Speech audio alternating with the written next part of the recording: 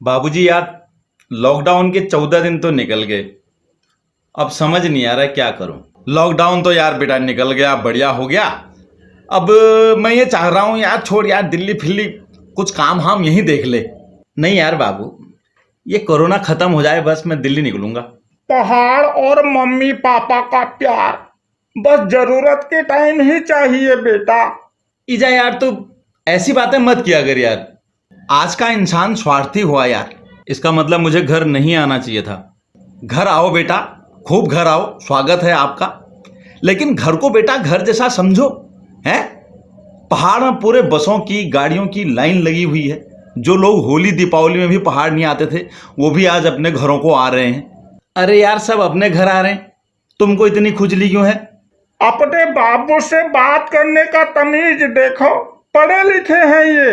तो चुप कर यार, जा बीच में मत बोला कर कह रहा हूं। बेटा 3-4 महीने तो यहां रहोगे ही। अभी कहो तो कल सुबह चले जाऊं। मेरा कहने का मतलब है अभी घर आया है, ये बीमारी फैली हुई है, कुछ यहां देख ले काम धाम का, क्या बुरा हो जाएगा? यहां क्या काम देखूं मैं? यहां मेरे लायक का कोई काम है ही नहीं। अरे बेटा, पहाड़ का मतलब केवल और केवल खेती करना ही नहीं होता। ये तेरी बीबी ने तेरे को डरा रखा होगा, मेरे से खेती वेती नहीं होती है, समझा जरा उसको। यार तुम हमेशा उल्टा ही सोचते हो। तो बेटा तू कौन सा सुलटा सोच रहा है? हैं? क्या काम नहीं है यहां पर? हैं? पशुपालन, मुर्गी पालन, मछली पालन, होम स्टे। होम स्टे में ही आप कितने प्रकार की क्रिएटिविटी कर सकते हो। हैं? टूरिज्म को लेकर के बाहर के लोग यहाँ पर लाखों करोड़ों रुपया कमा रहे हैं और तुम कह रहे हो हमारे पास काम ही नहीं है। और इसमें होम स्टे में सरकार भी सहायता दे रही है। बेटा पता करोगे तो पता चलेगा ना बेटा। हैं? सरकारें तो कुछ नहीं करती हैं हमारी। बेटा सरकार का रोना मत रो। तुम सरकार के पीछे कितना पड़े, हमें ये योजना का लाभ लेना है, हमें इस योजना का लाभ लेना है। हैं? खाली ये अपने अंदर कुशलता है नहीं और दूसरे को दोष दे रहे हो बेटा। हैं? उन बाहर वालों से सीखो बेटा, जो यहाँ पर आकर के उद्योग धंधे कर रहे हैं, काम धंधे कर रहे हैं, और हम ही लोगों को नौकरी पे रख रहे हैं। यहां बंदरों और सुअरों के पीछे अपना करियर बर्बाद कर दूं? बेटा ऐसा है ना, तेरे से और तेरी बीबी से पहाड़ की मेहनत नहीं होती है ना, यहां पर करियर बर्बाद हो जाता है तुम्हारा। लेकिन जो तुम दिल्ली में वो पॉल्यूशन होता है, डेंगू होता है, बसों में धक्के खाते हो, हैं, मेट्रो में उतरते वक्त तो, ऑफिस जाते वक्त तो तुम्हारे सारे कमीज के बटन टूट जाते हैं, बीमारियां ले लेते हो, शरीर का जो नाश हो जाता है करियर के साथ साथ, वो तुमको नहीं दिखाई देता बेटा। हैं? और यहां तुम बंदर और सुअरों का रोना रोते हो। हैं? देखो हमारे जैसे पढ़े लिखे के लिए यहां यार बाबू कुछ नहीं है करने के लिए। एक बात बताऊं बेटा, अगर पढ़ लिख कर अच्छे से पढ़ाई करने के बाद अगर तुम ये कहते हो कि तुम पहाड़ के लिए कुछ नहीं कर सकते, तो लानत है यार बेटा, ऐसी पढ़ाई पे लानत है? अरे वो टेक्नोलॉजी ही क्या तुम जो सीख करके अपने पहाड़ियों को ना दे सको, जो यहाँ का विकास ना कर सको? हद है। सारा सरकार ही करेगी, कुछ तुम भी करो। हैं? और यहां जो बच्चों का भविष्य खराब होगा मेरे, वो अच्छा बेटा, दिल्ली में बच्चों को पढ़ा के मोटी मोटी फीस दे करके तू क्या सोचता है सीधे केजरीवाल की कुर्सी पकड़ेगा तेरा बच्चा? है या पीएम की कुर्सी पकड़ेगा? कुछ नहीं होगा बेटा। जैसे तू जाता है ना ये डब्बा लेकर के लंच बॉक्स का, बस ये तेरा बेटा भी जाएगा है, और 10 घंटे काम करेगा, जॉब करेगा कंपनी में, और 3-3 घंटे आने जाने का 16 घंटे बर्बाद करेगा। बेटा तू पहाड़ के लिए केवल 10 ही घंटा दे देगा ना, लायक बन जाएगा। ये सब कहने वाली बात है बाबूजी। कल को मेरे बच्चे यहां दारू पिएंगे, जुआ खेलेंगे। वाह बेटा वाह, कोरोना वायरस से जान बचाने पहाड़ आए हो हैं, और पहाड़ की इमेज क्या बना रखी है दिमाग में? दारू और जुआ। वाह बेटा वाह, तुम हो सच्चे पहाड़ी। गर्व हो रहा है मुझे तुम पे बेटे।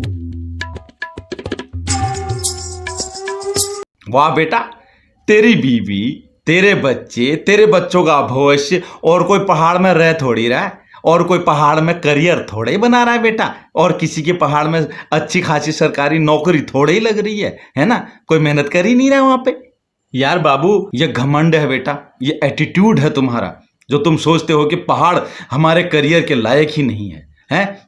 अगर बेटा एक बात बताऊं, ये कोरोना वायरस अगर पूरी दुनिया को थाम सकता है ना बेटा, तो ये पहाड़ को दोबारा चला भी सकता है, रिवर्स पलायन कर भी सकता है। ये मत सोचो, लेकिन जब मजबूरी हो जाएगी फिर करोगे, फिर नाक कटेगी, है ना? नहीं, हल्द्वानी में करोड़ों रुपए का कंस्ट्रक्शन का काम चल रहा है, मकान बन रहे हैं सबके पहाड़ के, जो लोग ऊपर से आ रहे हैं बेटा, हैं? लेकिन तुम्हें पता है 90% बिहार के लोग कमा रहे हैं। क्यों, कभी सोचा? तो वो लेबरी, मजदूरी और कुली का काम करूं मैं? कोई भी बात बताओ, कोई भी सोचेगा तू उल्टा ही है। अरे मकानों के नक्शे बनाओ, आर्किटेक्ट बनाओ, हैं? एक से एक आजकल कंप्यूटराइज्ड नक्शे बन रहे हैं। एक बात बताऊं बेटा, सच को स्वीकार करना सीखो। अगर तुमको कभी 50,000 रुपये भी मिल गए दिल्ली में या मिलते हैं, तो कभी हिसाब लगाना।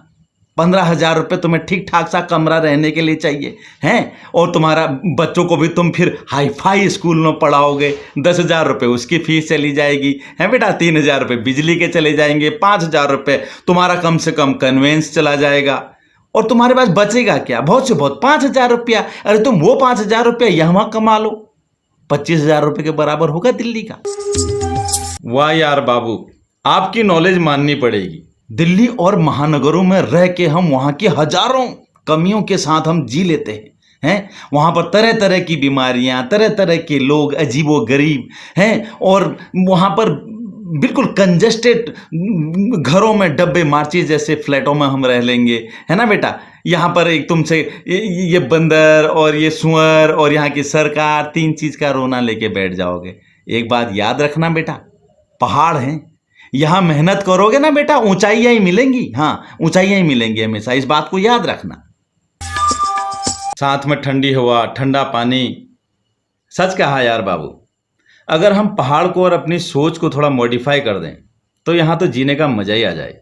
अरे एक घरवाली और बच्चों को घुमा ही तो नहीं पाओगे लाल किला और इंडिया गेट, हैं? एक मोमो, पिज्जा, डोमिनोज ही तो नहीं घुमा पाओगे। अरे बेटा, बीबियों को भी काम में लगाओ, हैं? और उनको भी मोमो, पिज्जा बनाना सिखाओ, हैं? अगर ज़रूरी ही है ज़्यादा, हैं, तो यहाँ पर पहाड़ में वो भी बनाएं, हैं, खाएं भी, और उसका बिजनेस भी करें, हैं? तो पहाड़ में रहने का मतलब नरक हो जाती है जिंदगी, ऐसा मत समझो बाबा, ऐसा बिल्कुल मत समझो, हैं? आनंद लो, साथ में नेचर का आनंद लो, और बढ़िया स्वास्थ्य लो, और अच्छे बच्चे होंगे, हैं? अच्छे नेचर में पलेंगे, और हमारा पहाड़ अपने आप ही समृद्ध हो जाएगा बेटा।